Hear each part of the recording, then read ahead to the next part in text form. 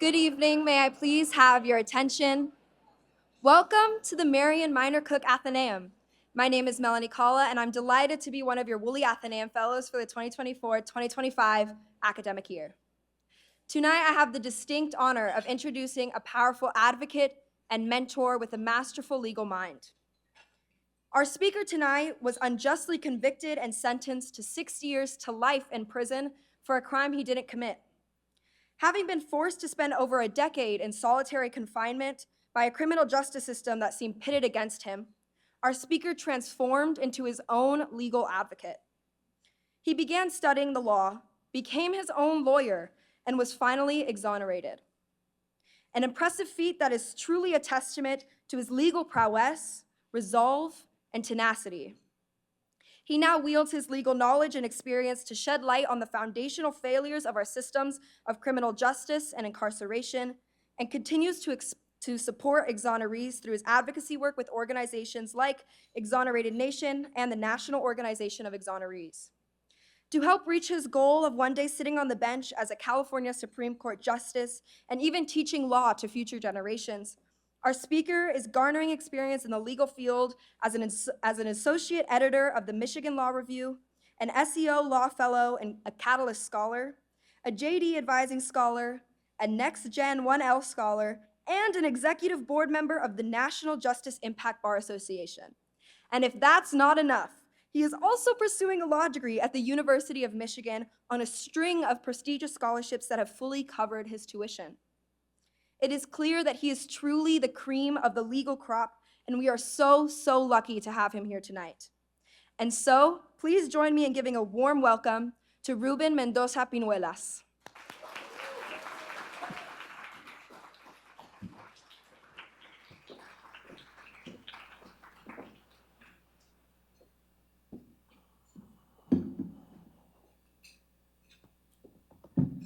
Good evening, everyone, and thank you for the warm introduction. It's still surreal when I hear all of those accomplishments. I'm just doing what I feel is necessary. So before I begin, picture yourself in an 8x10 cell, size of a walk-in closet. No sunlight, no windows, only a flickering light that never turns off. You hear echoes of screams from a distance away. You don't know where they're coming from. You hear the sounds of shackles dragging across the cement. You hear tray slots slamming shut. Suddenly, a guard walks past your cell door, laughs, and asks, "How does it feel knowing you're going to spend the rest of your life like this?" That was my life for nearly 15 years. My name is Ruben Piñuelas. I was wrongfully convicted of 60 years to life. I began studying the law in solitary confinement, and I'm now here with all of you today. Let me take off my jacket. Get comfortable. I will first share with all of you everything that led up to my wrongful conviction, everything that happened during my wrongful conviction, and everything that's occurred since.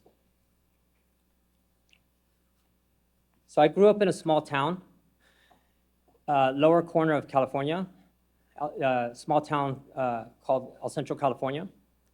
And because it's right there by the border, there was lots of drugs coming from across the border, and there wasn't a lot to do. It was very rural. I went to GATE programs, magnet schools, and my family continued to tell me that I was gifted, I was bright, and I didn't listen. Perhaps school wasn't challenging enough at the time. Ended up using my brains to make bad decisions, ran with the wrong crowd. The next thing you know, a week after my 20th birthday, I found myself in prison for possession of marijuana. I was supposed to originally do 2 years with halftime, calculated to about 8 months. So I get to prison, small town kid just passing through, supposed to do 8 months. Immediately when I got into reception, which is when they send you to a certain, they have two designated. When you get to prison, they send you to a reception, and then they send you to wherever you're going to go for your permanent housing. So I was actually supposed to go to San Luis Obispo prison. It's one of the lowest level prisons there are. I mean, literally, it's on the beach. Guys can walk around. They put me, I don't know why, they put me into the Lifer building. And this is a building of guys just never going home, convicted of murder and whatever very serious charges, tattoos all over their faces. I mean, these guys just had nothing to lose. And they put me in that building with the lifers. About a week after I got there, there was a prison riot. And the next thing you know, I see the correction officers were shooting the inmates with block guns. Inmates all around me stabbing each other, sorry. And people started coming after me. And in self-defense, I fought back. I ended up getting charged assault on an inmate for that, and I ended up getting 7 years. So what originally was supposed to be 8 months, they ended up maxing me out on my 2 years, and now I got 7 more years. In hindsight, Lori Levinson from the Project for the Innocent always says, there's individuals, we had just spoke at the table about the power of plea bargains, how they pressure people and scare people, and their tactics to get people, 93% of convictions are plea bargains. And I looking in hindsight, Lori Levinson always says, just because guys take deals doesn't mean they're any less innocent. I should have probably took that deal, forced me into that, and so I ended up getting 8 months to 9 years. And 2 days before I was supposed to parole, a guard, Officer Couch, still remember his name, and I'll tell you guys later more why, came to my door, and he said, "Piñuelas, we finally got you. You're not going anywhere. You're looking at life." I said, "For what?" He said, "Oh, don't play dumb." I said, "I'm supposed to be released in 2 days." He said, "Again, you're not going anywhere." This was on my birthday, January 30th, 2008. And so there I was. Mail takes 3 days to get to the streets, whoever you send it to. I knew my letter wasn't going to get to my mother in time, and I wrote her a letter. Sorry, look at my mom. She remembers everything.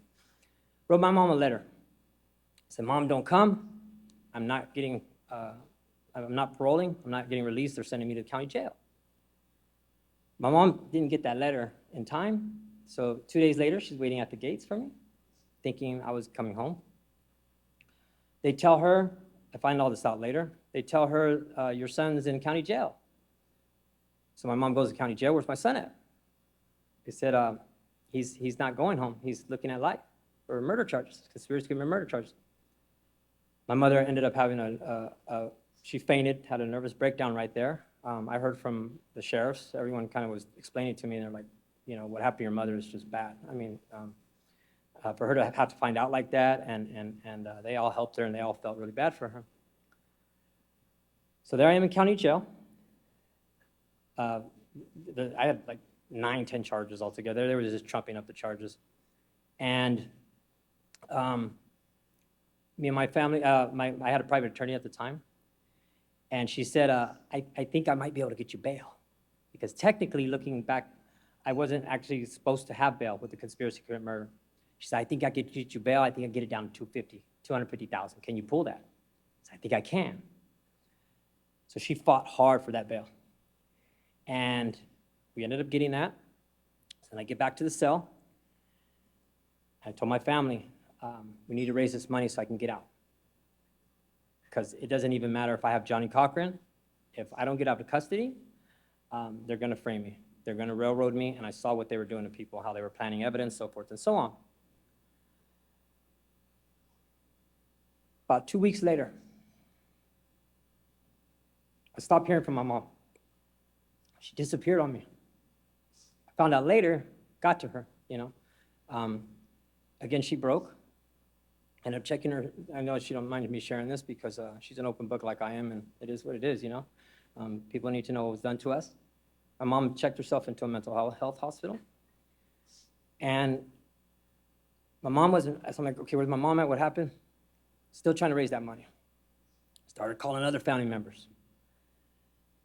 But it took me about another 2 weeks. And we raised that $250,000. Family's like, what do you want to do with it? Again, I got to get out of bed. I got to get out of jail. My mom had finally, I was talking to her mom, I got good news, got that money. I get out of custody, and out of the 15 years that I was incarcerated, that was the only time I got out was on bail, fighting 2 life sentences. And that in itself was its own hell. Because I was out fighting 2 life sentences, very serious murder charges, they had me under high control, basically under surveillance. They were monitoring my every move. I was on parole. And one good thing, I did have a great parole officer, one of the greatest human beings I've ever met, and he was one of he was just a really tough advocate for me. And he fought for me. I continued to try to have him testify on my behalf. They continued to deny him his request. He said, Ruben, you don't belong on parole. You don't belong in prison, and it's wrong what they're doing to you. This is an injustice. So I'm going back and forth to court every 2-3 weeks. I had my court in Kern County. Kings County in Kern Valley, and Central Valley, sorry. And it's about 2-3 hours away. I think about 2.5 hours through the grapevine. And I was trying to get my case moved down here to LA, so it could be closer. They kept denying it. And Kings County is very corrupt. You might hear stories about it. Google it later. It's like Rampart Division. They have their own prisons, their own jails, and their own courts. They will make you disappear, like the Bermuda Triangle. And that's what they were trying to do to me. That's why they wanted to keep me there. So there I am every 2-3 weeks, going back and forth to court, putting my family through, me and my family through hell. It's tough holding a steady job in that circumstances. I had just got out of prison, the gas money, so forth and so on. And my mom would often take me, and I wanted to give her a break that week, so I ended up taking the train. So I go to court on the Amtrak, and all of a sudden I'm in court, and some officers ran in the courtroom, guns drawn, AKs out, dressed in SWAT, bulletproof gear, and they dragged me out of court. And there I am they're holding me at gunpoint outside of the courtroom. And they're like, what vehicle did you come in? We know you're up to something. So I got my hands up. I said, look, I came on the train. Check my left pocket. The ticket's right there. No, don't lie to us. I said, check my pocket. They took out the Amtrak, the train ticket, and they found the ticket. And had my mother taken me that day, or anyone, they would have ripped that vehicle to shreds. So they were trying things like that to try to scare me into taking a deal. The deal on the table was 4 years. They offered me 4 years in court, and at the time I told my attorney, you tell the prosecutor I'm not taking a single day. I didn't do this. They should have thought about that before they pressed charges. And they didn't like that. They don't like when people stand up to them. So then they threatened my mother with 25 to life. And they threatened to charge my mother as an accessory to commit murder. I told my mom, you gotta leave. You gotta leave town. She's like, I'm not leaving you right now. You need me. I said, Mom, if they take you into custody, I'm gonna have to take that plea bargain. I'm not gonna let you get, processed and booked and strip searched like through jail. So my mother left town, and I'm getting ready to go to trial. And my parole officer, he came to me and he said, they're reassigning me. I said, why? He said, I don't know, but just know that the person they're reassigning you to, she's not your friend. I said, okay. Next thing you know, the new parole officer calls me to the office to report, puts me in handcuffs. I said, why are you arresting me? She said, it has something to do with Kings County, where you're fighting your murder charges. And I was like, there must be some mistake, and what are the charges? I'm on a no bail, I have bail. I've been going to court. They said, oh, we don't know, you gotta take that up with them when you get there. And so there I am in county jail for about a week, and I had some family members look on the, to see where I was at, what was going on, and he said, there's nothing that comes up. It's like they wrote you a ticket without writing you a ticket. You don't exist in the system right now. A week later, they transferred me to Kings County, and I finally get there, and I was like, why'd you guys arrest me? They said, oh, that has something to do with LA County and some parole violation charges that they have against you. I'm like, what? They were telling me different. So LA County was blaming Kings County was blaming LA County. It was enough to get me in front of the judge to say, he's a risk. We don't know if this is true or not. And bail is very arbitrary. The judges have a wide discretion of who they give bail to and who they take it away from. And so the judge says, no bail for you. So there I am. Now they have me in custody. And that was in itself a whole nother game. Half the sheriffs were rooting for me.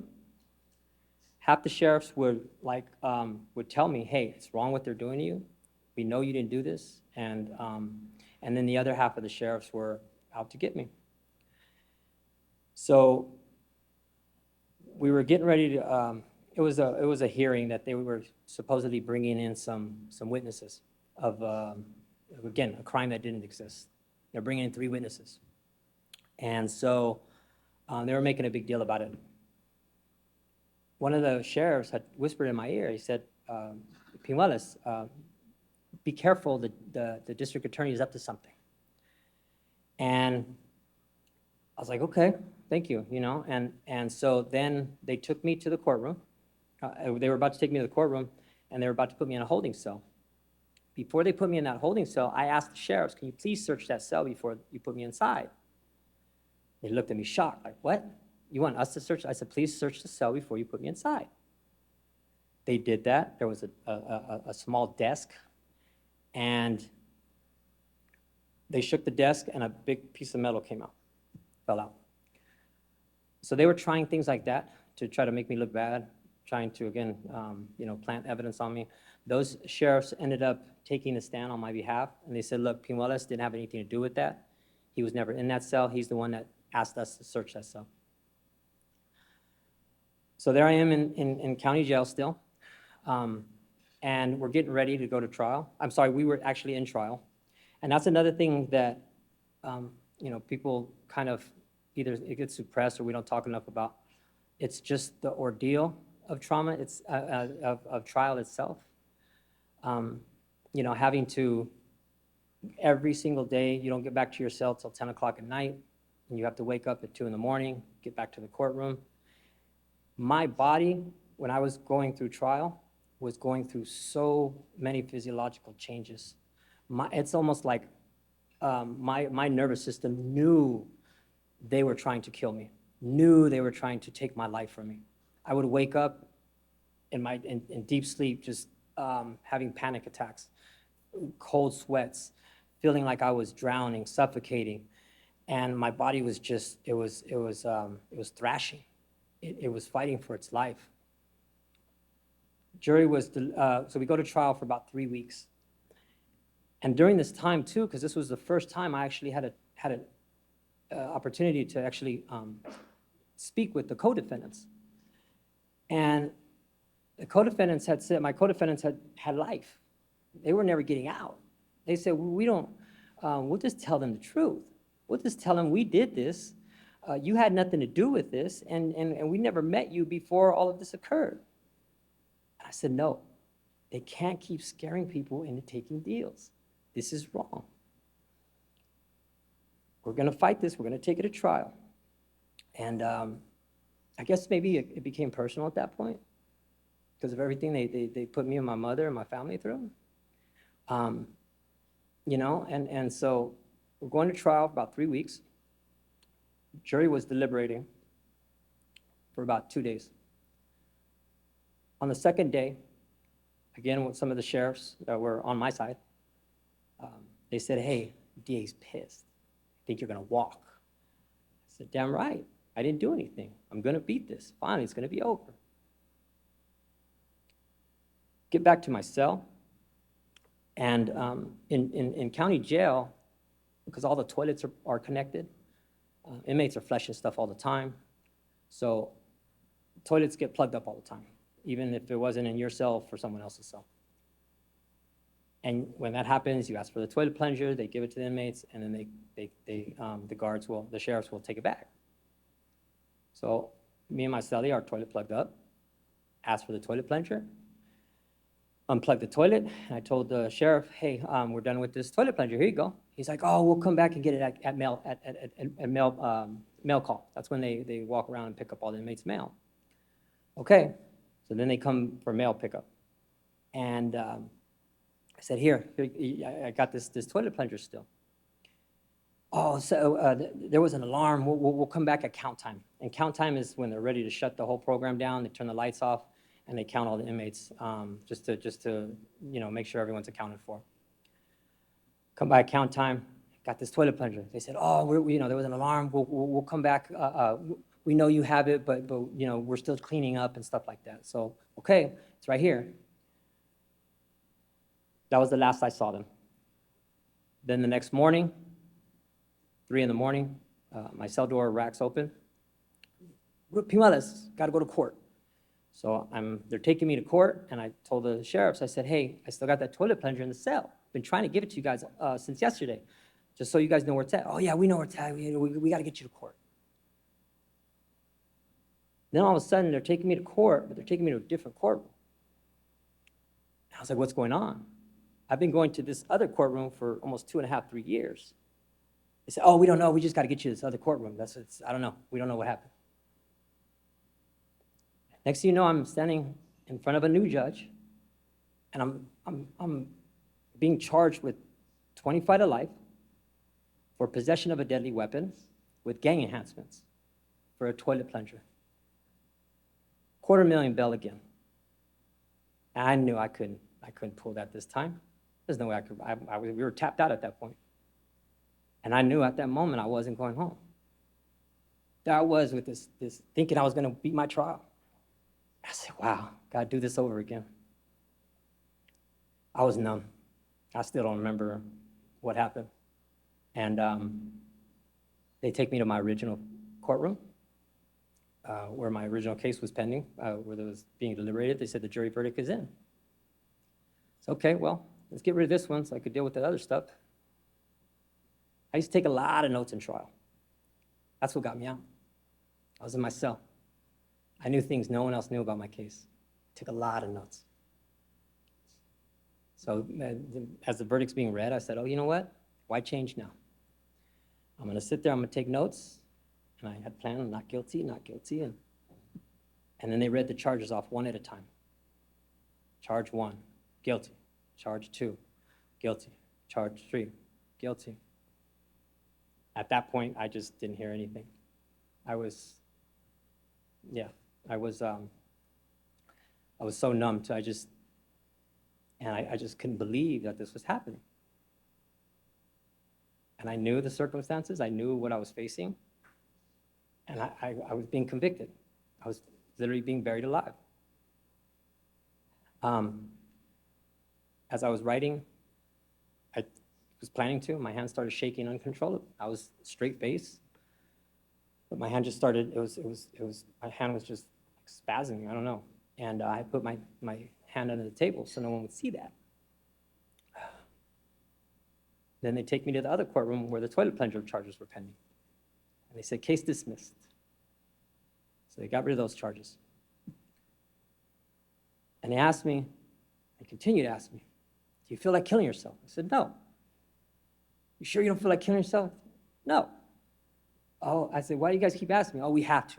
Anyone that's been convicted of life or facing serious charges, we have to make sure you're not trying to harm yourself. So no, I'm good. I get back to my cell, and I know I had to call my mother. called my mom, and I told her, Mom, it's okay. It's over. You can go home now. And she said, awesome, that's great. When can I go pick you up? I said, I'll write you when I can. And she knew I was never getting out. And I'll never forget the sound of her screaming and crying that night. Shook my head and I hung up the phone. So that was everything that led up to my wrongful conviction. 60 years to life. Going back upstate. First thing, when I got to prison, the same guards that told me before I left the first time, Piñuelas, you know we're going to get you. And when we do, we're going to validate you. And when they validate you in prison, basically for your race or ethnicity and your nationality, the color of your skin, it's a way for them to deem you a gang member. Because when you go to prison, you have to classify as white, black, Hispanic, Pacific Islander, Asian. You have to. And when it's to their convenience, if there's a troublemaker, if there's a jailhouse attorney, to retaliate, they'll say, oh, he's a validated gang member. And they will send you to solitary confinement for the rest of your life. At the time, it was indeterminate. So there's guys back there 40, 50 years. So they had basically given me another life sentence. But again, I knew what they were up to, and they knew I was innocent. So there I go to Pelican Bay State Prison. So when I was still serving my other time for the drug charges, my mother used to see me every single week. Every week. Sometimes twice a weekend. Saturday and Sunday. They knew that's why they tried to go after her. Because they know you can't break me. You come at me all you want. They knew my family is my weakness. They knew you can't get to him, but if you get to his family, you might be able to make him budge. You might be able to break him. So they were constantly trying to attack my family. And we had already experienced this when I was fighting trial on the streets, and that was another reason when, I began to start distancing myself too, because I knew to protect them, because I knew they couldn't get to me, so they're going to go after them. And that's what they started to do. And then here I am in the system, and they're doing it again. So they sent me to Pelican Bay State Prison.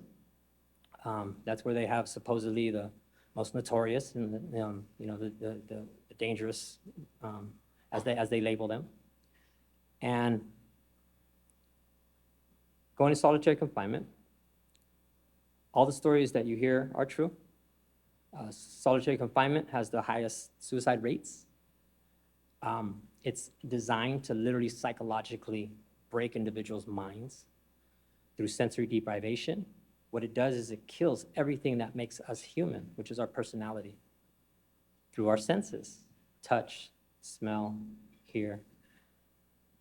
And that there was just I used to hear screams all the time. People killing themselves. One minute the guys are like I am now, just speaking to you, and the next thing you know, their pupils are dilated and they don't even know their own name. And solitary confinement is it's atrocious. They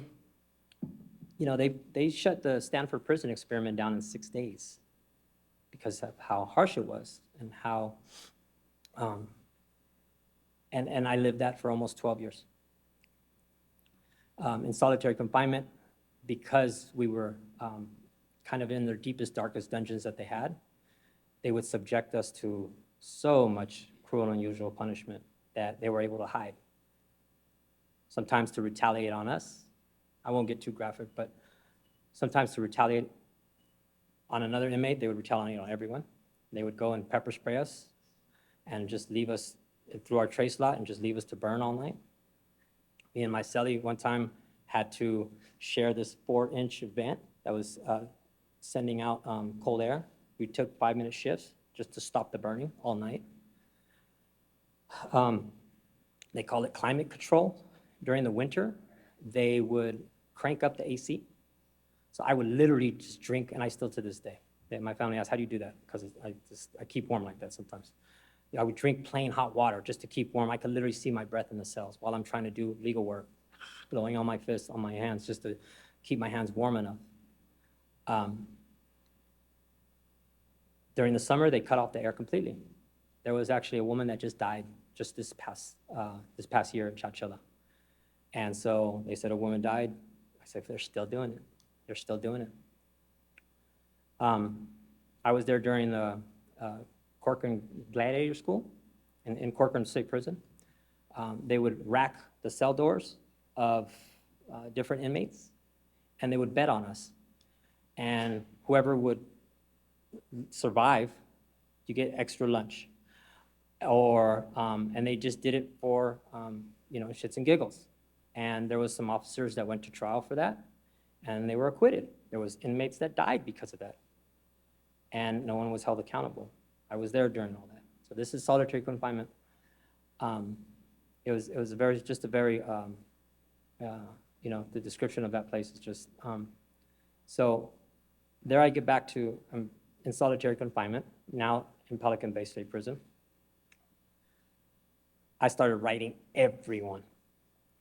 That thing just started, it just went off. I said, I can't, maybe I was fighting, I don't know. And it was just a defense mechanism, but I started writing everyone, ACLU, NAACP, all the Innocence Projects, anyone that would listen. I'm innocent, get me out of prison. I didn't do this. But because my direct appeal was still pending, and many of these nonprofit organizations are very limited on resources, they said, there's nothing we can do for you right now, but as soon as you exhaust all your remedies and you have no other option, we'll be there for you. Some of those letters were handwritten, and I guess they could, and they don't do that for everyone, they could hear it in my voice. And then plus, I knew my legal stuff, and I knew my case well. And so some of the Innocence Project directors wrote me back, and I would have those letters hanging on the wall as a kind of a backup, just knowing, I have that as a last option, but in the meantime, I'm gonna have to get myself out of this. So I began studying the law. I began reading these huge law books. Didn't know where to begin. Crying and weeping and studying and just trying to figure out this new language, trying to figure out the context of these legal doctrines and and even just the case laws and why is this precedence and how come this one is binding over the one I thought would get me out. And there I am trying to navigate through this. And in solitary too, again, I was just trying to get out. I just wanted to hug my mother again. I didn't hug my mother for about 9 years. Didn't chew bubblegum for like 12 years. Didn't have a glass of ice for 7 years. I just wanted, to get out of isolation, but get out of prison, period. And in solitary confinement, the legal access is a joke. They have prison law libraries, but what that is because in solitary confinement, you're not allowed to leave your cell unless escorted by 2 officers and shackled. If I was on a general population yard, it'd be easier, maybe have access, but in solitary, you either go to the law library or they bring you stuff, and it's very limited. So when you go to law library, you have 2 hours every 2 weeks to handwrite as much information as you can. And that's all you're allowed to take back with you to your cell. And this is information from legal books that are outdated, pages are missing, graffiti written all over it, and this is how I'm supposed to get out of prison. Again, they do this by design to make sure the courts are not flooded with innocence claims, make it very difficult. But it was enough.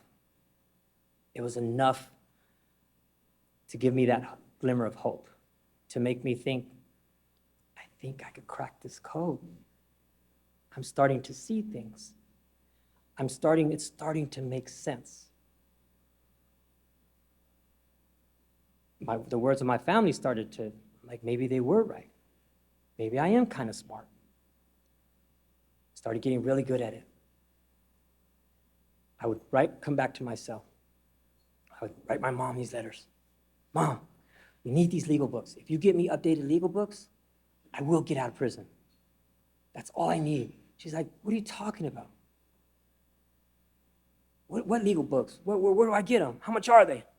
She's like, oh, wow, these are expensive. I said, I know. We got to raise money. We got to get together. And when we started asking for help to get me my legal books, we were also faced with another harsh reality. How many people had written me off? A lot of people thought I did it. I don't blame them. The legal system, again, is designed for this. There's so many checks and balances. There's no way that many people can make that many mistakes. You had to have done something.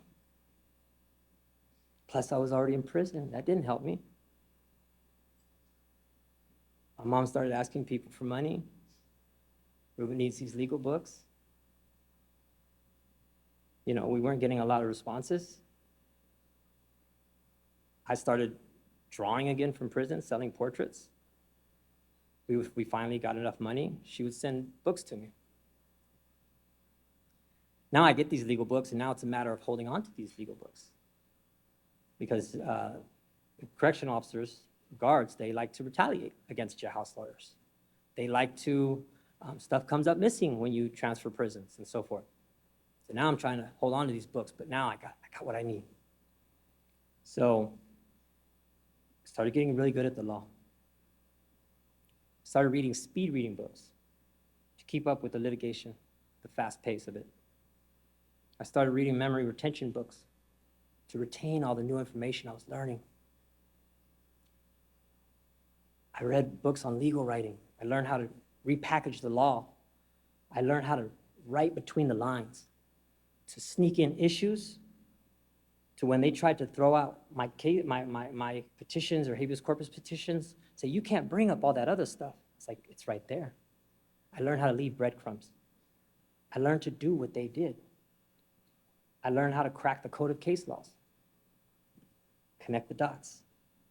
Oh, that's the one. And they do this by design to make sure no outsider can just come in and beat them at their own game. I filed 5 habeas corpus petitions while I was in there, while my direct appeal was still pending. And, you know, all these jailhouse lawyers, back there 30, 40 years, how do you keep getting in the courts? I just am. My petitions had to be airtight, ironclad, because had there been any kind of weakness, had I not crossed all my T's and dotted all my I's, my papers, my case would have gotten thrown out. And so it was navigating that court system. You know, I would ask legal beagles in there, what do you do, this and that? And they said, all jailhouse lawyers, attorneys, statistics. My mom would send me information. Everything just said, yeah, 60 to life, solitary confinement. Probably not going to come back from that. That doesn't happen. I said, nah, I can't, it can't end like that. I'm an only child, you know? I was like, I still have so much to show my family. I can't let it end like this. After everything they put into me, after everything they invested, and I don't deserve this. So I continued to write, I continued to study, I continued to fight through the solitary confinement when everything was telling me, Ruben, stay down, give up, go away and die quietly. It's like, no, I can't stop, it can't end like this. I know I'm worth more than, you know, and I think to this day, that's why I continue to push myself the way I do, because at one time society said, I'll never be good enough. to get good grades, to get into good schools, to pay taxes, to vote. And so now I try to do everything that they said I would not be able to. So I'm doing my legal work, fighting through the madness of solitary confinement, which in many ways I believe helped me keep my sanity. And then another storm was brewing. Another storm was coming. I had so many cases and petitions and stay in abeyance federal. I was going high. Everything I could to fight for my freedom. I was bringing up every issue. I saw my freedom as kind of in this house. My direct appeal was the front door. The habeas corpus petition on that same conviction was the back door. And all these habeas corpus petitions I was filing were windows. I just need people to see that I'm in prison for no reason. And again, this is why they tried to throw out my case, because they said, you're filing petitions, habeas corpus petitions on this other stuff, like the bogus parole violations, the gang validations, because this was an in-house prison controlling case, ended up filing a habeas corpus petition on that. And like, you can't file something on that and then bring up this other stuff. They were trying everything they could to throw my cases out. And every single one of them continued to be accepted, continued to be heard. So I got all this stuff going on in the courts. And then I was hearing rumors of hunger strike to protest the conditions that we were being subjected to in solitary confinement, all the abuse that they were putting us through. This was at the time of Guantanamo Bay was happening. They were trying to force feed us and so forth and so on. And so the hunger strike's coming. So I'm filing all these court continuations and, trying to put my stuff on hold because I knew it was coming. And I knew I was going to participate. I can't be selfish and say, I got my legal stuff to work on. I can't deal with that. No, because that was part of my battle. That was part of my fight. I was fighting not just for me, but so no one else would have to suffer this same type of injustice. This was in 2013, out of 29,000 inmates that began that hunger strike, I was one of the last 50 to go all 59 days without eating. I lost 45 pounds. I was down to 120 pounds. The doctors and nurses, like, you're not supposed to be alive right now. Like, how are you still here? I said, because I'm already dead. I was already dead. There's nothing they can do to me. And if literally just by not eating, I could prevent other people from this type of suffering, they can't hurt me anymore. Here they are trying to make us look like bad people, like monsters. And just by us refusing to eat as a peaceful protest to bring awareness to the conditions that we were being subjected to every single day in solitary confinement for 30, 40, 50 plus years, we started to get public support. People are like, wow, you guys are trying to make them look like monsters. And look what you guys are doing to them. They were trying everything they could to get us off this hunger strike. We ended up winning that hunger strike. We ended up winning that hunger strike. I think now they could keep us back there maximum 4 years, but they have to keep classifying us every single year, checking on us, making sure if we're still a threat, if we still should be there, so forth and so on. But you had numerous inmates coming out very pale. I came out, I was very pale. All of you wouldn't recognize me. I had a beard, long hair. People were telling me, hey, you look like Jesus. And I say, I'm not cutting this until I get out. And my family will tell you I came out with long hair. So we ended up winning that hunger strike. About 2 months later, I get back to my cell, and the letter from the courts came. Conviction overturned, reversed on insufficient evidence, barred from retrial.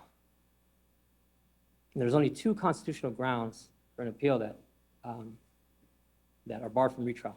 Because to put it in perspective, every single year out of hundreds and thousands of appeals, 93% denied.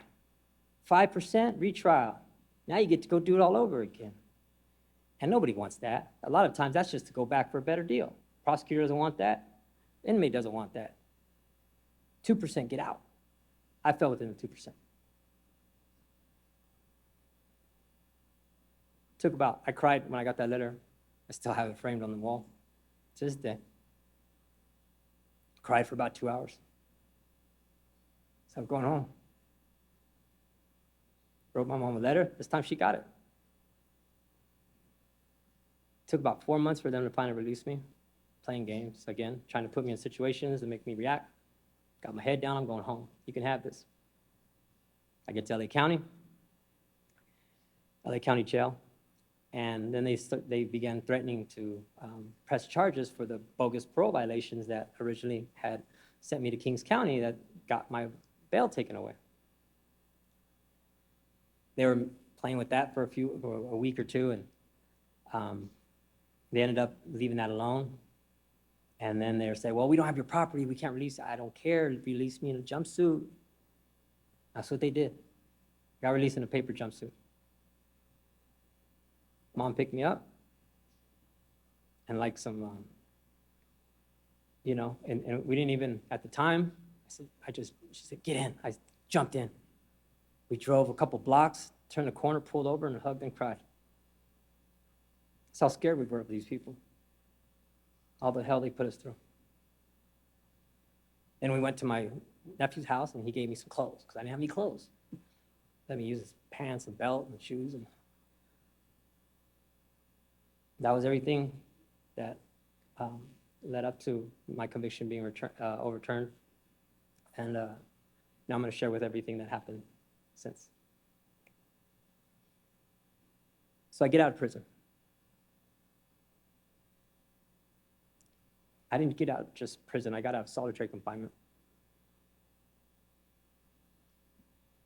And it was a very, very dark time. I didn't know where I was. I see people walking down the street, talking to themselves. What's that? I say, that's a Bluetooth. What is that? I don't know what that is. When I got locked up, we still had pagers. I come out, 10-year-old little kids got cell phones. Dogs have their own IG pages. To this day, it's like, I tell my family, what's that? They say, that's a smart microwave. Why is it talking to me? Because it's a smart microwave. And so this world that kept moving while I was stuck in a time machine. And because I was exonerated, because I was innocent, I wasn't eligible for any parole resources. When people get out, they get counseling, they get resources, they get treatment, transition programs. They said, nope, you're not our problem, you're innocent. Sorry. So there I was, kicked out in the streets, no gate money, no resources, left to figure it out on my own. I met my girlfriend a month out of prison, been with her about 10 years now. And my mom and stepdad, they forced me to get a mattress. I was sleeping on the carpet for 3 months. And they're like, you need to get a mattress. And I'm not getting a mattress, this is like a cloud. I was so used to sleeping on steel and concrete for so many years. I just need the carpet, I loved it. And they're like, you're crazy, you need to go get a mattress. They dragged me to go buy a mattress. And that in itself I was looking for help. Psychiatrists, therapists, they said, we're not qualified for this. There was 2 camps. Either they were fascinated, like, oh, tell me more. Or they were like, I don't know what to do with this. This is too much. I need help. I need answers. And they couldn't help me.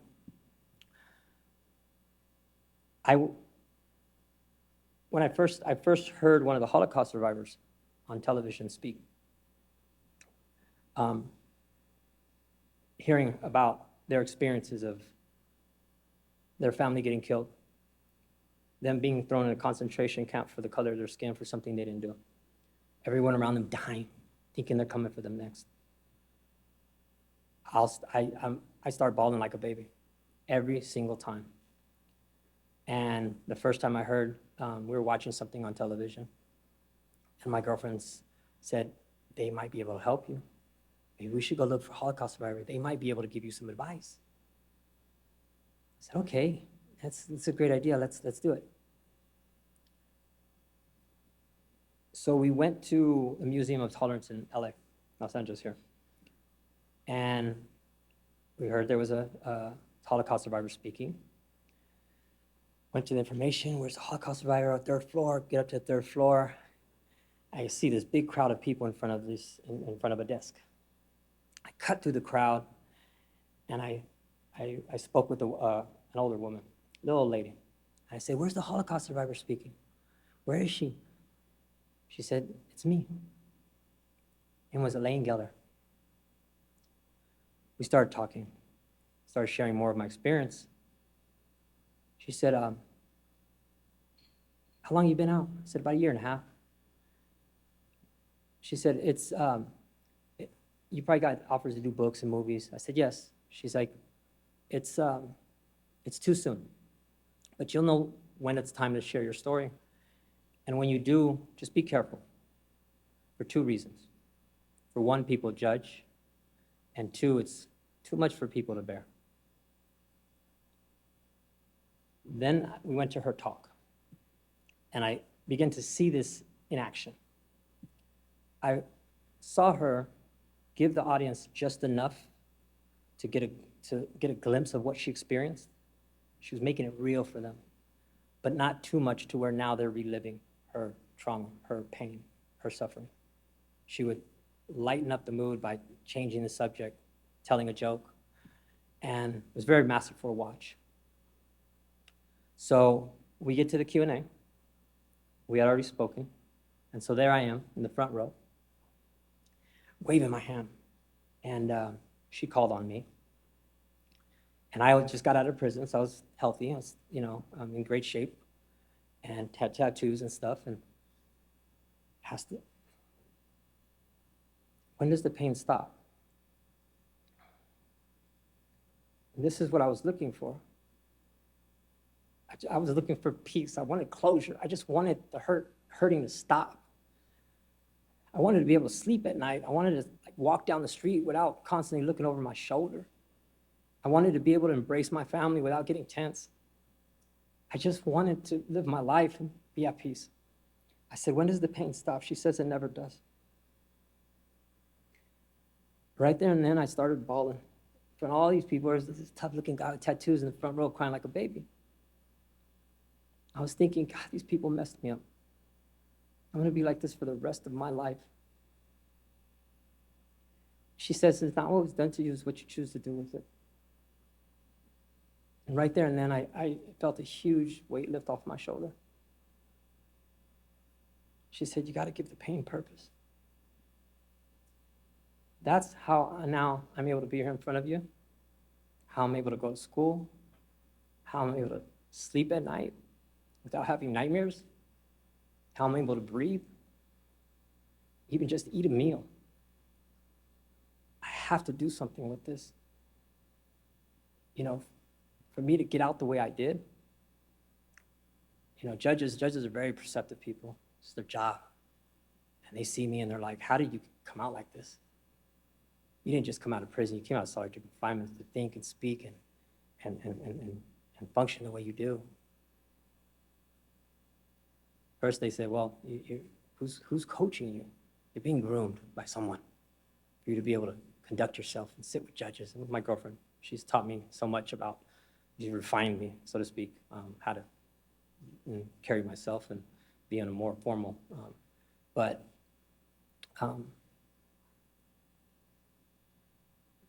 So after the talk of hearing the Holocaust survivor speak, I go back to my construction job.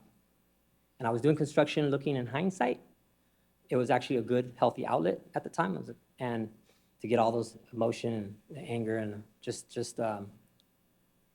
but my family I was raised around construction my entire life, construction businesses. And my family had always told me, look, we don't want this for you. We didn't work with our bare hands and do this very tough job for you to just be doing the same thing. We're going to teach you this so you could survive, so you could feed yourself when you have to. But we don't want this for you. And I was making some decent money doing construction. I was a construction driver. We were working on the Kardashian houses and huge houses, making good money. worked on a few judges and attorneys' homes, and I would share my story, and they're like, Ruben, you have to go back into law. I said, nope, not doing that again. That was pure survival instinct. And they said, first of all, how many attorneys can say they want a case like yours? And you can help get so many innocent people out of prison. You can help teach the law enforcement and the courts what not to do, what to stop doing, what to fix. And, you know, just based on your experience, I mean, you practice and perform and speak from a place of authority because you've lived it. You can live to speak about things not many have survived. Plus, I like to talk, you know, say, man, I might be a good attorney. And so I started kicking that idea around. And it was scary at first, giving up a nice security job and, you know, financially secure job. But again, I just became very miserable. Everything my family had kind of put in my head since I was growing up that, you know, you're smart, you're gifted, you know, you can actually make a career out of just thinking. And it started to hit me. Again, I didn't get out of one prison just to feel trapped again. And from 1 month to the next, I went from a full-time construction worker to a full-time student. I started my education at Pierce College in San Fernando Valley, in Canoga Park, Winnetka. And so I jumped into school, majored in psychology, for the reason I wanted to become my own psychiatrist. If I was like, wow, if literally only the Holocaust survivors can help me, I got some issues. And so I literally went to school, majored here at Pomona psychological science, to be able to put myself back together again. To this day, I've got Post-it notes all over my room. Why'd you do this? Why'd you do that? Okay, stop doing that. That was good. You need to improve on that. That's how I'm able to maintain, but that's how I'm also able to perform at a very high level. So I get into college, and my girlfriend said, you know, if you get good grades, people will pay you to go to school. Like, really? My family has been trying to get me to get good grades my whole life. Let me give it a try. I went to school, started getting straight A's. I started applying for scholarships. And I was like, wow, that's all I got to do is go to school and think and get good grades. I ended up getting a legal internship at the Loyola Law School Project for the Innocent. And again, I don't know if it's suppressed, but just for me to be back in that community, I didn't know that these people existed. And I was like, wow, there's other people like me. And there I was within 3 years, literally. I went from being one of these individuals in prison, screaming, begging, pleading, I'm innocent, please get me out, to now being at the desks of the Innocence Project, reading letters from individuals that were in my shoes. A year later, I ended up doing a judicial internship, walking through the halls of Van Nuys Superior Court. And again, within 4 years, I was in the same courthouse that I had been released of 4 years prior. The judge, he said, go sit on this trial. And I did. And it was three co-defendants. I had three. My trial was 3 co-defendants, myself included. And I was sitting there observing this trial. They started cuffing up all the co-defendants, and last minute they're whispering and getting out their messages and stuff. And for a brief moment, I thought they were coming for me next. That's when I realized, like, wow, this is actually, it's been healing for me. It's been good for me to get back into the system, to get back into, in many ways, I feel insulated now. I feel safe surrounding myself around people with law degrees, judges, and there was one time too, I was in a courtroom during the break, and it was during break, and the entire courtroom was filled up, taking a quick recess. And one of the judges I was sharing my story, and I had everyone's attention. And the judge is like, Ruben, I had everybody floored. And they said, I don't know what I can do to help, but I just want to help. What can I do? 20-year former federal prosecutor. I said, well, I got some questions, 10 minutes in the chambers. She's like, come on, next thing you know, I'm going to lunch with like 4 judges. And that's the difference. It's one thing to where they're like, oh, great, that's a good story, good luck. It's another thing when they're like, Ruben, we got this barbecue. You want to come? And I'm sitting there with California Supreme Court justices and stuff, where they started to see me as one of their own. They started to see, wow, this guy can actually help us. This guy doesn't have a chip on his shoulder. He can actually make a difference. Then I ended up applying to college. Applied to over 30 undergrads. I got into 23 of them. I ended up choosing Pomona College because I had seen on the videos, I saw Professor Eric Hurdy, and first black psychology professor I had ever seen. Representation is huge. And because I saw him, someone that looked like me, someone that spoke like me, I began to see myself in that department. I began to see myself at that school. It's no coincidence. Professor Hurdy ended up becoming my, I took him my first semester at Pomona College, the psychology of a black experience. He ended up becoming my faculty advisor, my thesis advisor, so forth and so on. One time I was taking a psychology class with Professor Adam Pearson. We were going through these pages, and I saw a picture of a solitary confinement cell. And these were the exact cells that I was in. We ended up having to talk about that after class. And he's like, wow, I can't wait to tell, because the author of that book was one of his professors. I can't wait to tell him, like, I had you in my class, and you were actually in that place. And I'm coming to Pomona College. And then I ended up going to, again, got a full ride to Pomona College, ended up applying to law school, got a full ride to Michigan. The reason I chose Michigan was because coming from a small liberal arts college, I shared this with the students earlier, I needed this school, the 5 Cs, this liberal arts small, I needed that because I was told here at Pomona, you're like a little small liberal arts college like that, you're like a little plant that gets nurtured, it gets watered, and it's very academically rigorous. They will push you to the very edge, but they won't let you break. They will hold your hand, they will love you, they will baby you, but they will teach you. It's like, wow, I want that. I've never been babied, I've never had my hand held, I've never been nurtured before. And I didn't realize all those years in solitary confinement, I needed this space. And I took so many classes here at CMC, at Scripps, and it was just, I loved it. I loved it.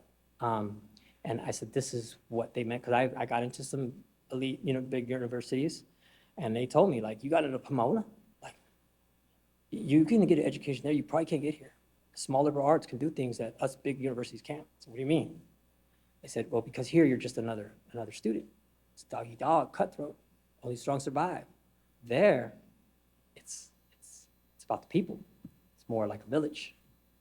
And I heard Michigan Law School was very similar to this environment, this academic environment. And I went, and I was like, wow, the hype is real. And everyone's super friendly. I love that. My girlfriend, she says I'm annoying sometimes because when I run, I wave to everyone. And here in LA, not everybody waves back. I even get a couple. I go to Michigan, I go on a run, everyone waves back. So these are my people out here.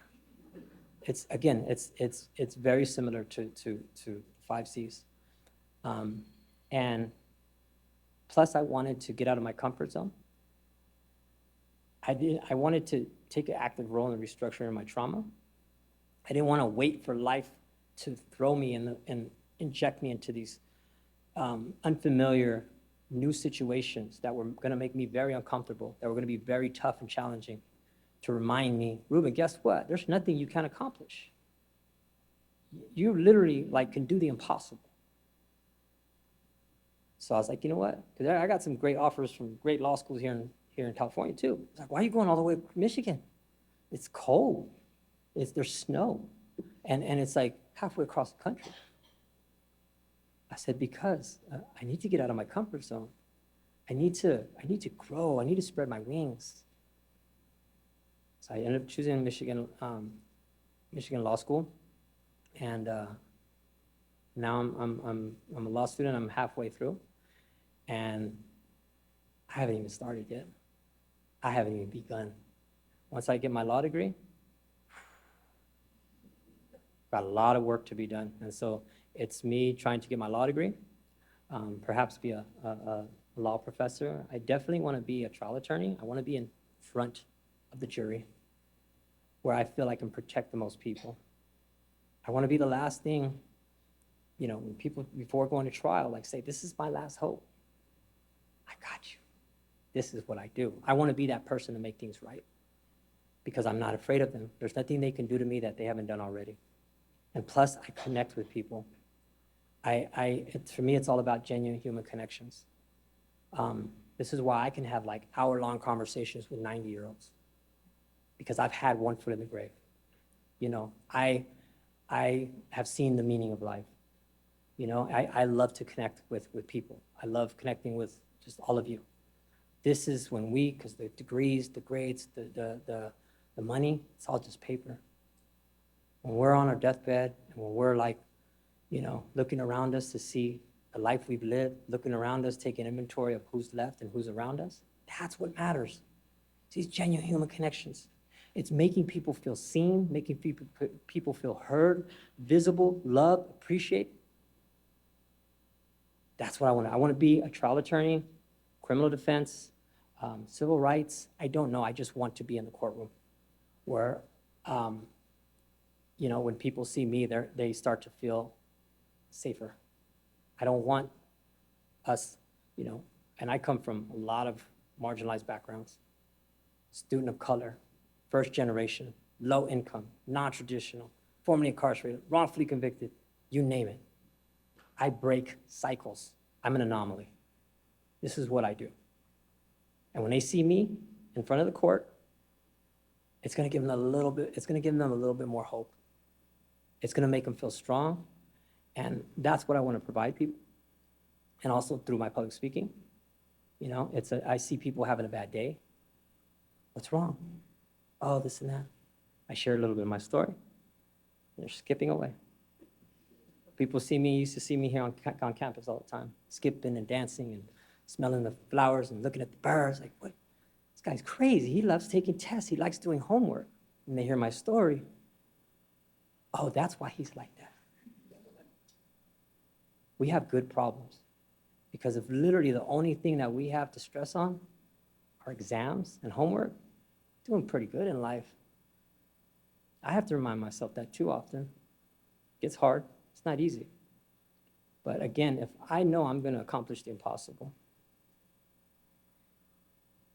because what I've done, that's one, maybe two chapters of my book. I don't want to be defined as this exonerated turned attorney. That was a small portion of my life. It's, oh wow, look at everything he has done with it. That's what I want to be known for. And so I still have so much to write in that manner.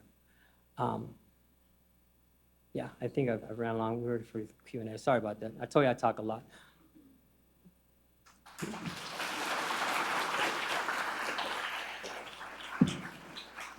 I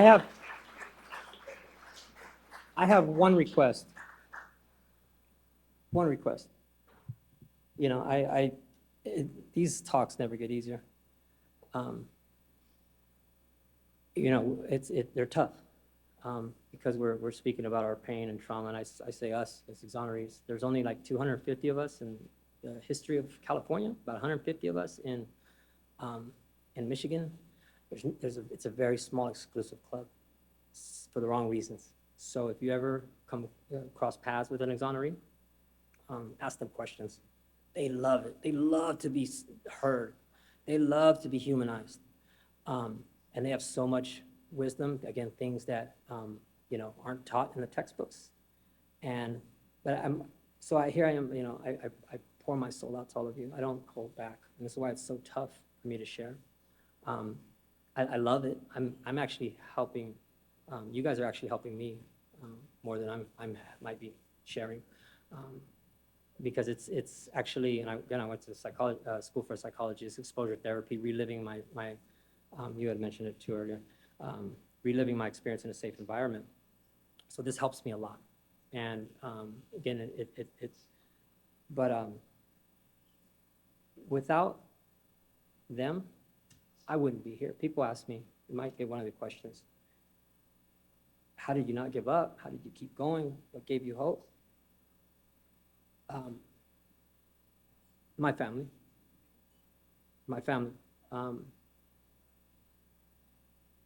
They kept me human. They kept me loved. They kept me appreciated. They kept me from getting lost in that place. When every single morning I got up, it was crushing my soul and telling me to stop. They didn't let me slip away. And again, the reason I came out. If all of you, please, if you could give my family a round of applause, please stand up. Stand up. Stand up. Stand up. Rosa. Rosa.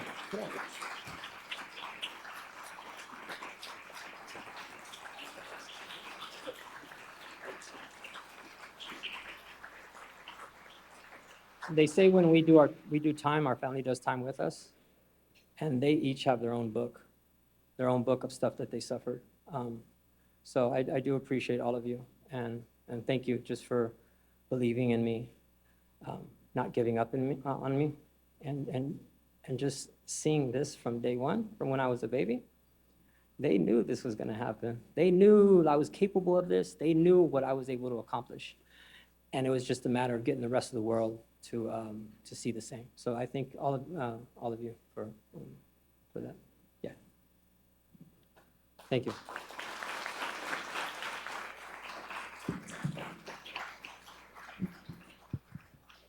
Thank you, Ruben, for an incredibly moving talk. And thank you for being so willing to so openly share your story with all of us here tonight. As some of you may have noticed, it's relatively close to 8 p.m., but we do have time. We do have time for a few questions. So if you would like, you can approach either of the mics. And if there's already somebody there, please just line up kindly at the side of the room. Please introduce yourself with your full name, and your school and your year if you so choose. And please try to keep your questions brief. Thank you.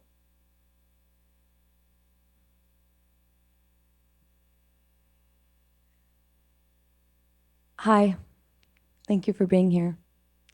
I'm really grateful to you for spending this time reliving some of that with us, because I imagine that that never gets easier. And I'm really grateful to your family for being here as well, because it must be painful to relive this with him as well, but beautiful to see what an amazing speaker he is and what incredible work he's done. Ruben, I wanted to ask, because it's something that crosses my mind often when I think about my friends that have come out, how you learn to trust people again once you've been through what you've been through, and so many people have betrayed you and hurt you. I just wonder how you learn like those most fundamental parts of being a human being again, I guess. I know the minute I stop trusting is the minute they win. You know, they wanted me to stop trusting people. They want me to be paranoid and to be guarded and to be closed up, and I can't give them that. I'm more careful, but I trust. Trust is earned. It's kind of through actions as well. You kind of, you know, it's a biconditional relationship. You know, you give someone and then they give it back, so forth. I never know. I might come across an individual one day, and they want an opportunity. They've been hurt too, and they just want to be trusted. They want to show what they're made of. They want to show what they can be capable of. So they might give me something, share something with me. And if I don't return that and be willing to open up, who knows? Like that, I could have changed that person's life. So I continue to trust also by continuing to trust in myself. Everything I've been through, I don't know it all. but I do consider myself a good judge of character. I would not have survived and thrived in the situations that I have been. And I trust other people by trusting myself. And that goes for anything, right? You got to love yourself before you can love others, respect yourself before you can respect others, so forth. That's another reason why I have faith in the system, because I have faith in us. Because we're the future, we are the system. You know, when I see all of you here, I go to school with brilliant law students. I work with brilliant attorneys. I'm around just really great, warm individuals in the legal system. I have faith in them. I have faith in them and in myself on making change and doing what's right in this world, as far as, like, you know, even the Project for the Innocents and Innocence projects across the country, they are literally righting the wrongs of other people. It's one thing to try to get people to, like, give them advice, like, hey, why did you do that? Or you did that wrong, or you could have done that better. What do you mean? They get all defensive, and they're like, well, what about you? Like, well, I'm just trying to give you advice. And so it's tough for people to face that. And all the Innocence projects across these attorneys and stuff, they are literally, you know, with indignation. That's what is it, when they're upset and hurt at the pain of others. They're righting the wrongs of other people. They're making, I know as long as attorneys and people like us exist, there's always going to be goodness in this world. There's always going to be hope and faith for the future, because it's the difference of moaning, griping, and complaining about something, or you can actually go out and do something about it, like myself. You know, I didn't get out of one prison of bitterness, anger, resentment just to trap myself. I mean, you know, in another world of hard feelings. And so that's another way. I just, how I'm able to trust also is because of so many people that have invested in me and taken the time to share lessons and love and appreciation with me, because I'm open, because I'm vulnerable, because I'm willing. And again, all of you see how I'm very vulnerable. I cry. I carry around my 2 little chihuahuas, decked out in pink. I don't care, because that's part of being human. It's being weak. It's being soft. It's being able to cry. That's part of humanity. And I know, because I wasn't allowed to show those emotions. I wasn't allowed to feel those things for so many years. We have to continue to trust each other, trust in ourselves, because again, the minute we stop trusting, they win, because now you become cold and you know, just like, you know, suspicious of everyone, and you can't live like that. You can't live like that. You deserve better, and we deserve better, because again, you know, we need each other. Yes. Thank you so much.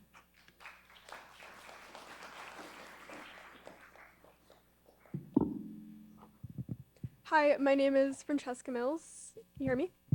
Hi, my name is Francesca Mills, and I'm a sophomore at Scripps College.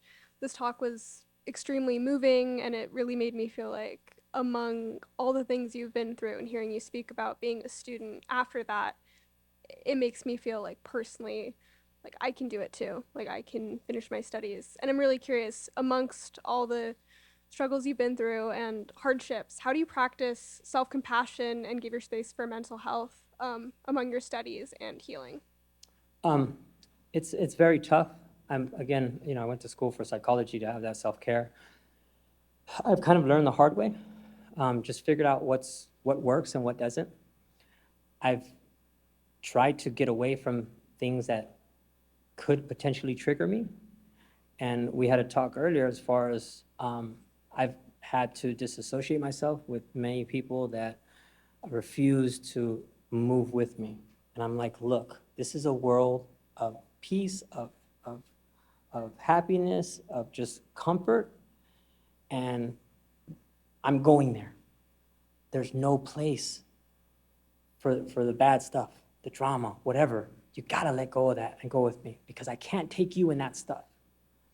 And so that's been tough. It's recognizing what could be a potential trigger, being able to identify that, and being able to stay away from that. Because I know, you know, I'm still the rest never leaves your record. You know, you can expunge and you get convictions overturned and stuff, but when they run my name, they're gonna see all this stuff, and so I'm automatically, you know, gonna lose. So I've learned to be smart. I've learned to show myself grace. I'm constantly being reminded, just the other day, like, Ruben, you don't have to suffer anymore. Growing up, you know, that was part of, you know, the culture and the machismo, and you got to be tough and rub some dirt on it and just stop complaining and just deal with it. And I've learned no.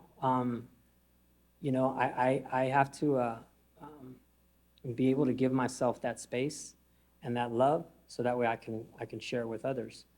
I run. That's a really great outlet. Just because matter of fact, after I graduated from Pomona College, I became very depressed, very unhappy, because I was trying so hard to separate myself from my past that I forgot to hold on to the good things that helped me get through that.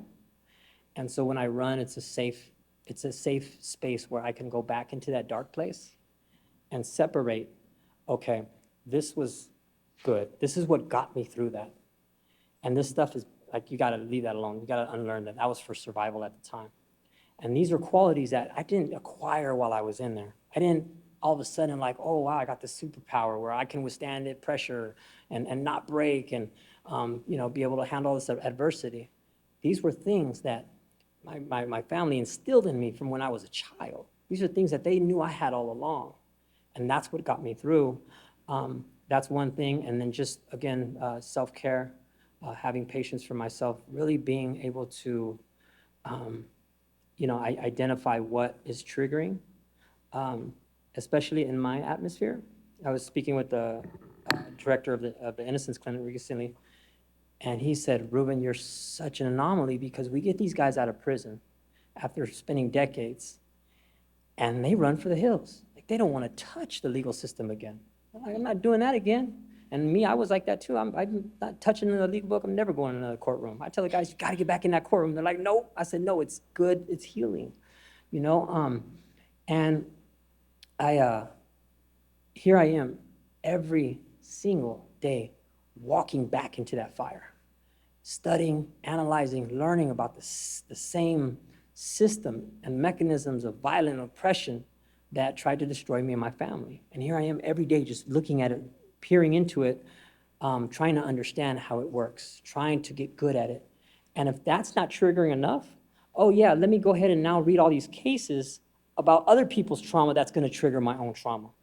And so being in that situation, I ask myself, why am I keep doing this to myself? Like, you don't have to, like, but again, it's that pain, giving the pain purpose. Because I know that I can't keep my story to myself. I can't just, you know, I can't take the easy way out. I have to continue to share. I have to continue to use what I've been given to help people. You know, it's because as long as even just one of you walk away, and if I might have sparked an idea, made you think about something you never thought about before, or made you feel, you know, touch one of your hearts and made you feel a little bit more hope or a little bit more empowered, made you smile, then I've done something good. I've done right in this world. So I've learned to, I have to love myself before I can love others. And I think that's one thing we don't do enough of, is especially those of us with bleeding hearts. We're trying to help everyone. It's like, no, if you don't take care of yourself, guess what? You're not gonna be able to do anything for anyone else in the world, so yeah. Thank you so much. Thank you. I want to extend a final thank you for the power and vulnerability it took to speak with us tonight. I do have hope, knowing that your story is now going to be carried with each and every single person in this room. I also want to encourage people to continue your conversations, but ask that you please leave the dining room so that our student servers can begin the cleanup process. And if everyone could please join me in giving a final round of applause to Ruben Piñuelas. And a second note for him. One more thing. If I have sparked any interest, if I have again, made you like, wow, I can't believe this is happening. And again, that's cognitive dissonance, because people like find it so hard to believe that stuff like this is actually happening in our own country. If you want to learn more, if there's actually a wrongful conviction class at CMC taught by Professor Marcy Gardner. Sign up, because it's confronting a very harsh reality about society that affects all of us. Because if someone innocent can go to prison for something they didn't do, that can happen to any of us. And so it affects all of us, regardless of the color of your skin or your background.